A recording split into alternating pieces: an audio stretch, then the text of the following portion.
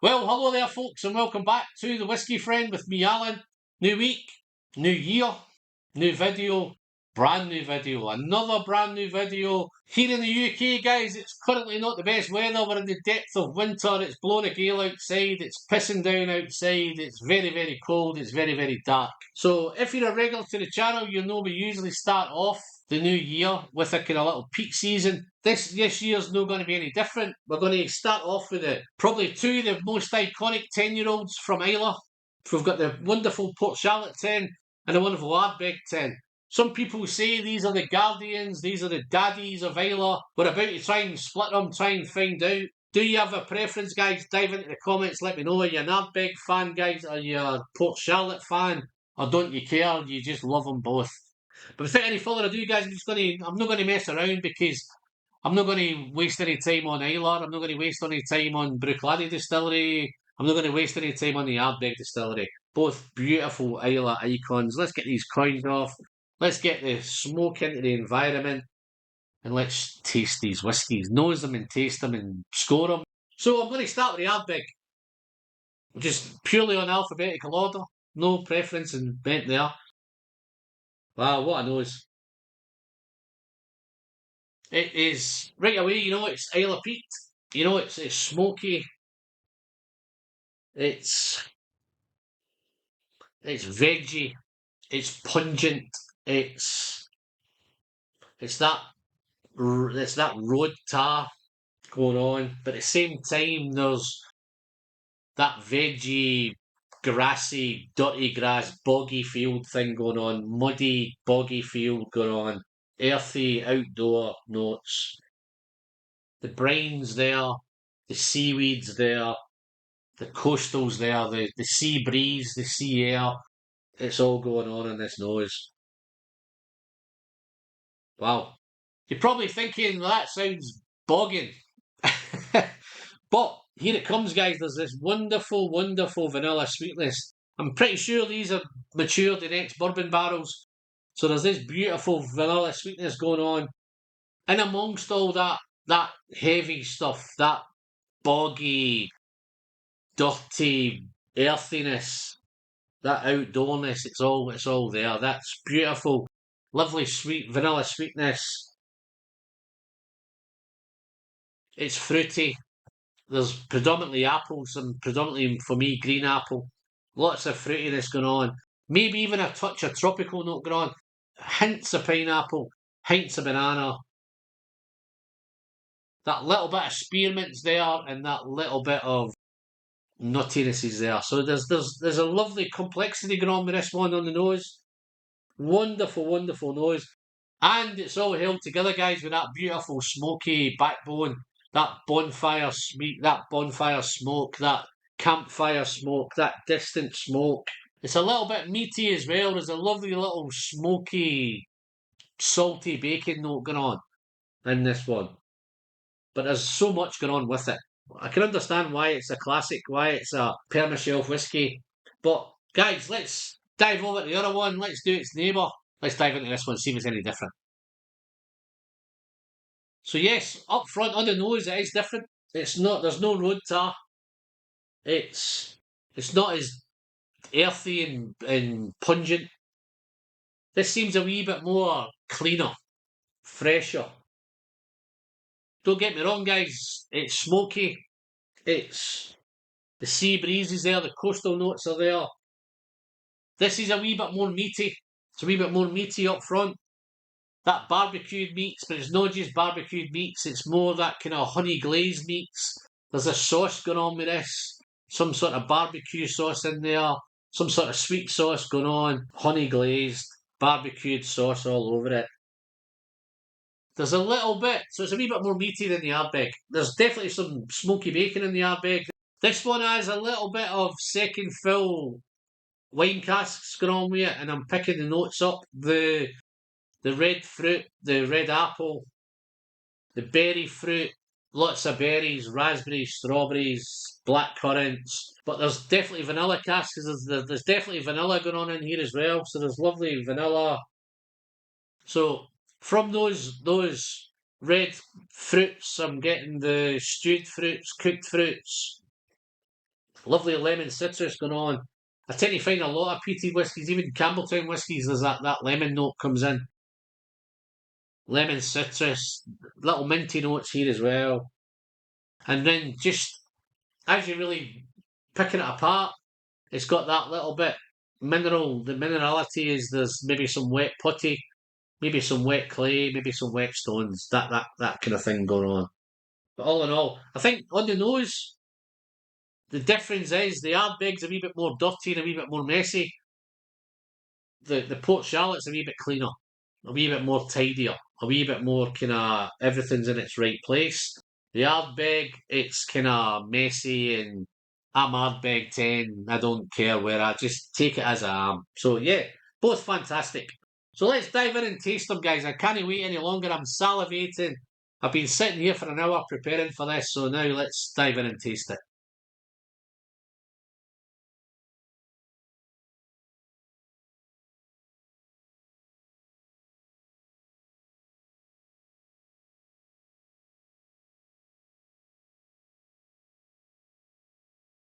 Now I know why these are so good. Peppery arrival, spicy, punchy, lovely intensity to it. But the mouth coating, it's textured, it's oily, it's smoky, it's got a wonderful sooty dryness to it on arrival, and then it changes. Lovely sultana notes, raisin notes, dried fruit notes coming through, and that lemon. That lemon is now kind of lemon oil. It's much more salty. Now you can get the real taste of saltiness now. Those coastal notes, those sea breeze, that seaweed, that saltiness. And it's nice and malty. Lovely, lovely malty notes going on. Super, super stuff. And then that malty characters there, the barbecue, the smoky bacon, that sweet vanilla. There's a wonderful balance, guys, with this between the all that dirty outdoor stuff and the sweet and the savoury. So it's meaty and it's savoury, but it's also at the same time as that wonderful sweetness going on. All the stuff you'd expect is there. It's just a real nice, lovely, lovely complexity to it. Let's try the Port Charlotte.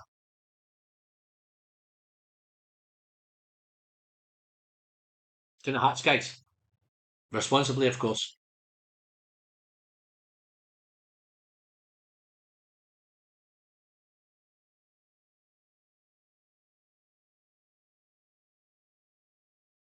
Wow. Punchy.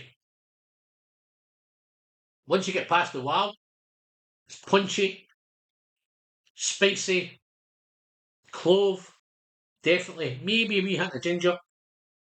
It's smoky, it's sooty, it's salty. Wow. But the difference with that, there's no road tar in this one. That's the difference between the Ardbeg. That's more medicinal peat, road tar, boggy, damp, grassy, muddy field. This is a wee bit more refined. It's salty, yeah, it's peaty. Yes, it's salty. Yeah, it's coastal. Yeah, it's Islay. But then the difference with this one, it comes in straight with the berry fruit. Lots of berries, lots of red fruit, berry fruit, apples, raspberries, strawberries, black currants, also gooseberries, all sorts of stuff going on. The twist with this one, the lemon note has now gone a wee bit more orangey. As it develops through the development, it's becoming more sticky, more jammy. So that black currant, raspberry, it's becoming raspberry jam, black currant jam, and the orange is becoming more marmalade. So there's a real sticky element going through this one. That barbecue saucy thing. So there's definitely a sticky, saucy thing going on with the Port Charlotte. A little bit of carbolic in there. I don't know where that's come from, but there's a wee bit of carbolic just to take us a wee bit of the sweetness back off again. But it's smoky throughout. That smoky background's there, that campfire, that distant bonfire, that barbecued smoke, all that stuff's kicking around. It's sweet, it's savoury, it's a rich texture, it's sweet, fruity, smoky. It's all going on. It's a beautiful, beautiful whiskey, guys. So even if you're new to peat, I don't think these would be inoffensive. That minty note's just a little bit there as well. There's a wee bit, that meaty note is becoming a wee bit more, there's a wee confectionery thing kicking in. And it's a wee bit more like we have a set of crisps here called beef frazzles. There's a wee bit of beef frazzle note going on in this one as well. But it's lovely, it's complex. Both fantastic. They both come in round about, I think the Ardbeg, at the minute, it seems to be on the offer a wee bit more. Core ranges are great. The Ardbeg, I think Ardbeg take a wee bit of a hard time over the crazy releases, those limited releases, those special releases that nobody's chasing anymore. But the core range for me is still great. It's the Corrie Brecken, the Ugiral, the Anoa, the Ardbeg 10. They're all wonderful, wonderful whiskies, beautiful quality. Is Ardbeg's eye getting taken off the ball with the core range? I'm struggling to find a bad Ardbeg 10. Port Charlotte, yes, they've got lots of things going on at Port Charlotte. Bruichladdich, they've got the Optimors, they've got the experimental range. There's lots and lots of things. The great thing with these two whiskies, guys, if you do come across one of these and you do love them, then there's other places you can go. You're not just stuck with this one bottle. You can experiment. You can go and try the Ugadal. You can go and try the Corrie Brecken. If you go to the Port Charlotte 10, you can then move up and you can try the experimental series, the OLCs, the MCs, the MRCs, all those kind of things. So there's places to go. There's fantastic stuff. But yes, all we've got to do now, guys, finish-wise, I'm not going to put any water in them. They've both got... The Port Charlotte probably lets itself down a little bit on the finish because it's not as long a finish as the Ardbeg. The Ardbeg's a little bit longer. I think through the palate, there's a wee bit more going on with the Port Charlotte than there is with the Ardbeg. Beautiful complexity with both of them, guys. So if you're a road tar guy or you're a wee bit more red berry guy, then you might prefer one or the other. So score-wise, I'm going to score the Ardbeg 88 out of 100. I have reviewed both of these in the past before, guys. If I remember, I'll try and pop links above if you want to go back and watch these reviews. These bottles are both relatively new bottles that I've done and I've cracked open, so there may be a wee bit of batch variance. The score tends to change from time to time from batch to batch, which is inevitable. So the Port Charlotte, it's going to just pip it. It's got an 89 for the Port Charlotte, 88 for the Ardbeg. I'm just my simple preference to the Port Charlotte is it's a wee bit more cleaner for me. It's not got that rugged. Ardbeg has got that raw appeal, which if you're a peat guy, then that's probably what drives you to it. I'm going down the red fruit road, the wee bit kind of berry fruit, that beautiful honey glazed meats. Fantastic. But all in all, guys, they're both fantastic whiskies. If you've liked the video, guys, don't forget to give it a thumbs up. Smash that big red button down below. And until the next time, guys, I'm Alan. I'm the Whiskey Friend. And as always, the pleasure's in the sharing. And don't forget to send some great whiskey straight in the hatch. Till next time, guys. See you soon. Bye-bye.